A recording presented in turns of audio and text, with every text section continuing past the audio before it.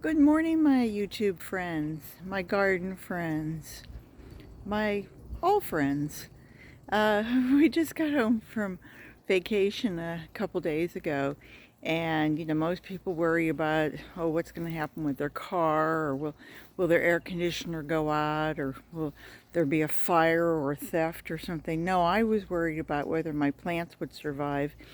And so Rick, bless his heart, he set up the irrigation so that, boy, I got water, water, water. And because we knew we weren't going to have any rain, I'm in Windermere, Florida, Zone 9B, and we have just been so unusually dry for the month of May. But anyway, it turned out just to be perfect, and you can see the crepe myrtle are just starting to bloom. They are in the backyard, but here in the front yard, they're just beginning. This is the original one that the developer put in for us back in 2007.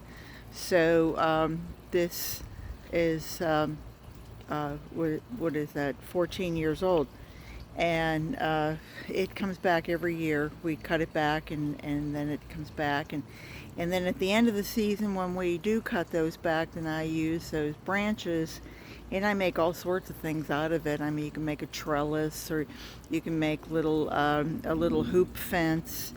Is what I've made pretty much every year for the last few years, and it kind of keeps the dogs out of using this as their place to, uh, leave their messages behind for the next dog coming through. But all the things I have to do today, I need to cut some of this giant Japanese red mustard. That has to come out. And you can see where, is that this? Yes, look at this. It's already starting to bloom and go to seed because we haven't been here to be cutting it. And it's just, I mean, we were only gone a few days, but it's the day of prep and the day after, so count 5 days off.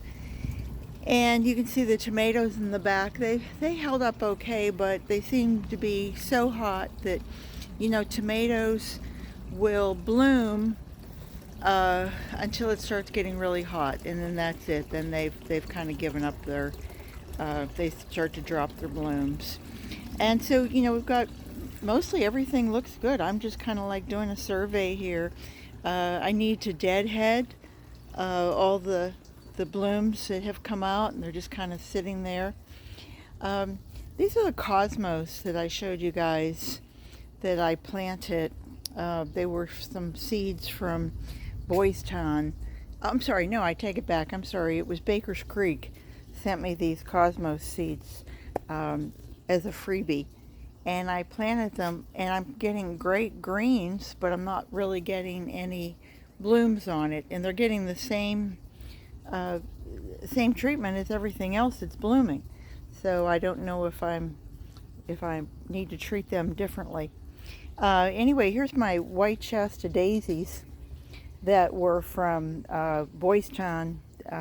They send me free seeds. And then look at what has jumped in the pot. This is salvia. So hopefully this will start to bloom, and I'll have both the red and the white. That's very pretty. And then over here, then we have the blue. So it's red, white, and blue. And these are forget-me-nots, which I've never grown before. And I'm just tickled. I think they're such a pretty little thing. And I've noticed the monarch butterflies are coming over and checking them out. Behind that, I have some nasturtiums that are blooming really quite nicely. And I want to pick some and have on our salad. I have tried the leaf, and it has kind of a nice little bite to it. So it would be good for, in a salad. And the one I am pleased with is this is a Chinese multicolored spinach. And boy, I planted this like, oh, I don't know, 4 or 5 weeks ago, 6 weeks ago. And it had a struggle coming up. And as you can see, it kind of got some bites as a beginner. But now that it seems to have gotten a little older, it's like the bugs really like the young, tender leaves, but as they get older, then they're not going to go after them. And again, here's the cosmos, but I started mango seeds, mango trees from seed. And here's the seed coming up on this one. And I have one over here. Can you see it? Yeah, I think it's right in there. Oh, look at this. I do see a little. So maybe the next time I show you, I can show you blooms on Cosmos. I've never grown it before. I am growing some. Rick asked me for regular lettuce. I said, "What, you don't like the Japanese giant?" And he says, "Oh, I love it." But he said, "How about some regular lettuce too?" So that's regular lettuce. It's a leaf lettuce. And over here, this is actually a volunteer tomato, which I'm not sure even what the variety it is. I think it's probably some little cherry or little grape tomatoes. Those are kind of cute, aren't they? And I wanted to show you this. I planted this. It was a volunteer I saw, and I thought, oh, I'll just put it here next to the sprinkler head. And just as I was picking something up, I leaned over, and boy, almost just got this right in my cheek. And it just reminded me that garden safety is, geez, it's so important. And so I need to go and get another one for this side, because I'm sure I will be the one. If anybody's going to get it in their eye, it'll be me. And that's not a defeatist comment. That's just, I've been in this body for 71 years, and I'm usually the first one in line at the emergency room. But if you put something like this on it, your eye will see it more so than that. And so, take heed. And here I've got some basil growing, and I planted this almost 2 years ago. And it still just keeps on coming. I go through and I, take some off the top, and then these little leaves will grow, and it'll just keep on going and going and going. Makes a great salad. This is more the giant Japanese red mustard, and here's the little bloom. I think the little bloom is just lovely. Just lovely. Anyway, I want to turn around and show you that I've got, whoops, well, he was there. I just saw a bee. It looks like we might get some rain today, which would just be heaven. We really need it. My water rocks were absolutely dry after a month. And then we did have a nice rainfall that, filled them up pretty much. And, but now that was about 10 days ago. And this is starting to kind of wane. The marigolds were out here, have been out here for about 4 or 5 weeks, and they were just really stunning. And you can see that I went through in the beginning and started pulling off heads and deadheading them, but I didn't keep up with it. And then we had that rain, and then it kind of, the rain kind of makes these really moist and all, but still makes it a beautiful beautiful little hedge. And what I did was, the last time I deadheaded everything, I had a big bundle of seed heads, and it doesn't want to come up for me, but anyway, I ran them through the grass, through the lawnmower, and oh my goodness, what a wonderful, wonderful fragrance. And some of it I threw into the compost pile, and some of it just went on to a little border almost like this of soil. And I have, like 100 little starts coming up. So, never give up on your plants, and you don't always have to go out and buy seeds. You can just, collect your own seeds and start your plants over again.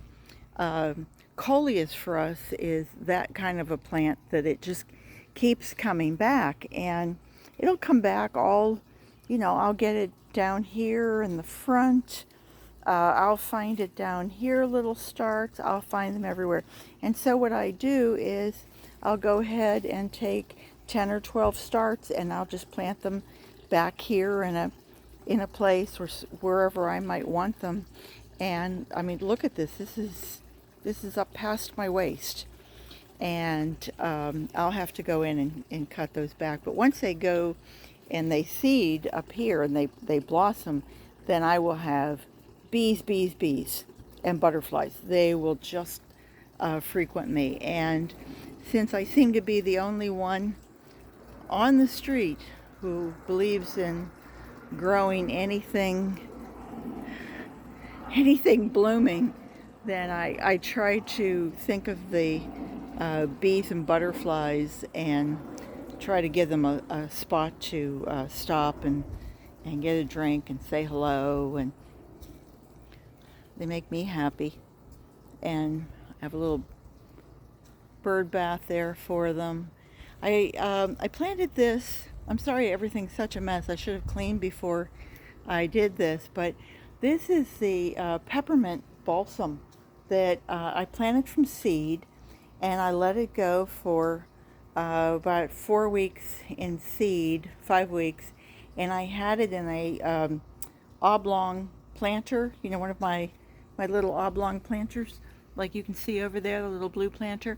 Well, the problem is that they want to grow taller, and if they want to grow taller, then they really need a deeper root to hold themselves up. And so the plants kept, flopping over from side to side.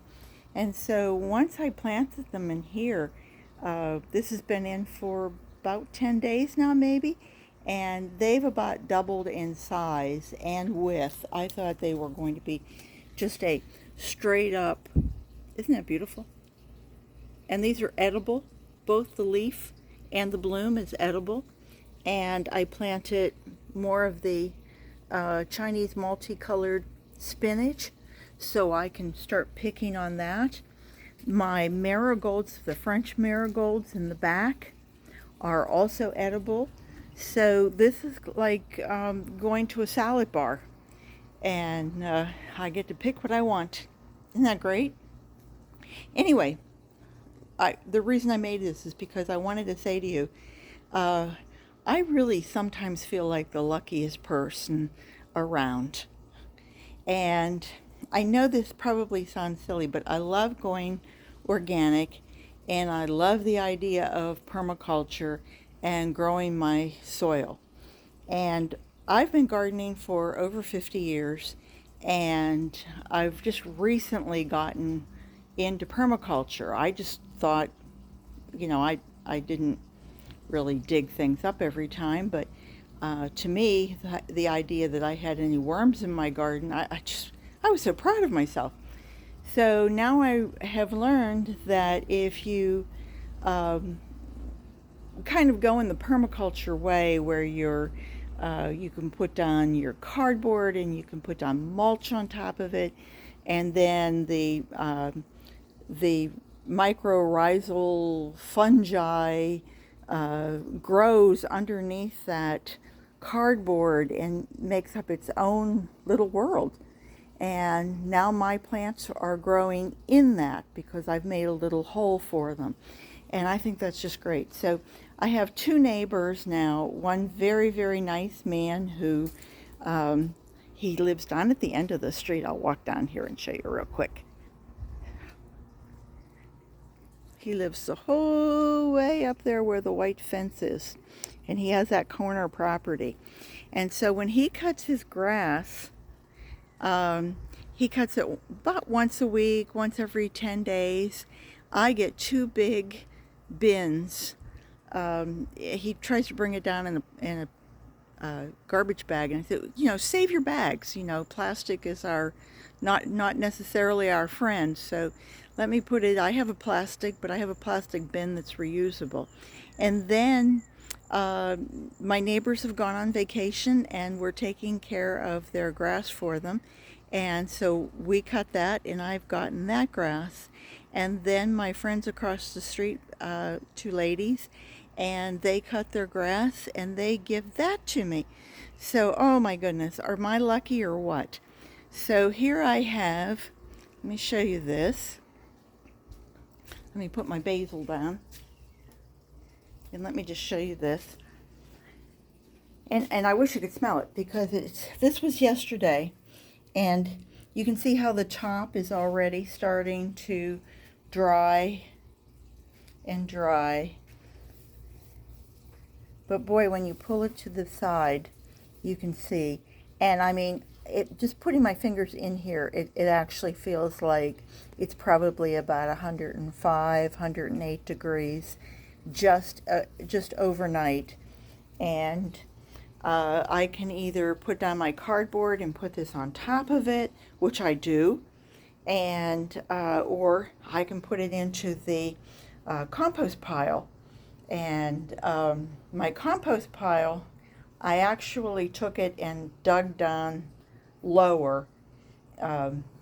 Those of you who have watched me know that I just have it was a shelf that somebody was, a little bookshelf that somebody was throwing out, and I took out the center shelves and made it so it's probably 30 by 40 and probably about 16, 18 inches was deep.